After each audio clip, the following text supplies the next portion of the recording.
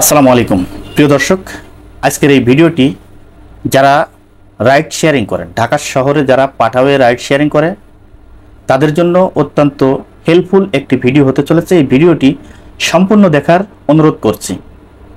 দর্শক, যারা পাঠাও ride sharing করেন আপনারা সারাদিন অনেক পরিশ্রম করেন। আজকে আপনাদের পক্ষে কথা বলতে হচ্ছে, এর কারণ পাঠাও কোম্পানি যেই সিস্টেমটা ঢাকা শহরে চালু করেছে এটা অত্যন্ত ভালো একটি সিস্টেম চালু করেছে এবং তাদেরকে ধন্যবাদ দিই এই কারণে যে দেশের বেকারত্ব দূর করেছে। তাই পাঠাও কোম্পানি যেই কাজটি করেছে অত্যন্ত ভালো করেছে। প্রথম আমরা দেখেছি, যখন পাঠাও শুরু হয় আমাদের ঢাকা শহরে, যখন রাইড শেয়ারিং শুরু হয় তখন পাঠাও কোম্পানি প্রত্যেকটা এই চালককে যারা রাইড শেয়ারিং করত তাদেরকে প্রত্যেকটা টিপই বোনাস দিত এবং যেই টিপ নিয়ে যেত টাকা তো পেতই, তারপরে আবার বোনাস দিত, টিপ অনুযায়ী বোনাস দিত।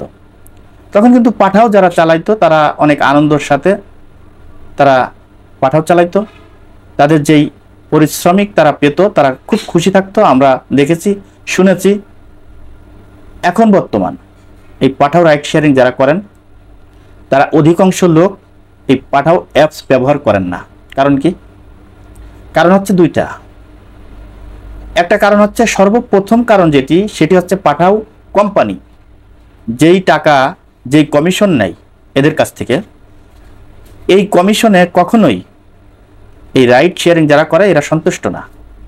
কারণ 100 টাকায় 20 টাকা কমিশন নেই পাঠাও কোম্পানি, ওভার কোম্পানি। তাই আমি বলবো এটা রীতিমতো ডাকাতি করা হয়। সারাদিন গায়ের ঘাম পায়ে ফেলে, সারাদিন মাথার ঘাম পায়ে ফেলে যারা কষ্ট করে রোদে পুড়ে ঝড় বৃষ্টি অপেক্ষা করে যারা রাইড শেয়ার করছে তাদের কষ্টের টাকা এভাবে কেটে নেওয়া এটা কখনোই উচিত নয়।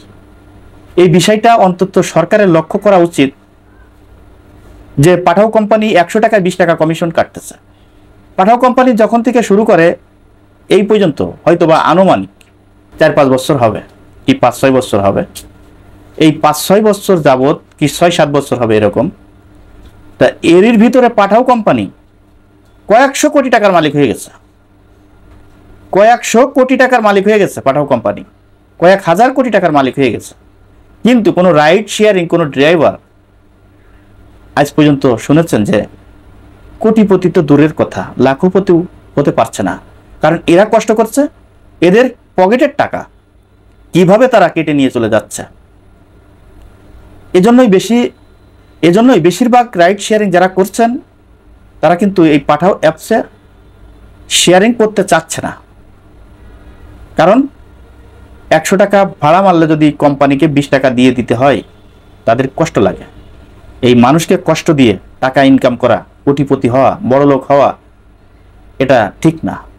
তাই সরকারের অন্তত এই পাঠাও কোম্পানি এবং রাইড শেয়ারিং যারা করছে এদের দিকে তাকিয়ে এই বিষয়টা বিবেচনা করা উচিত বলে আমি মনে করি।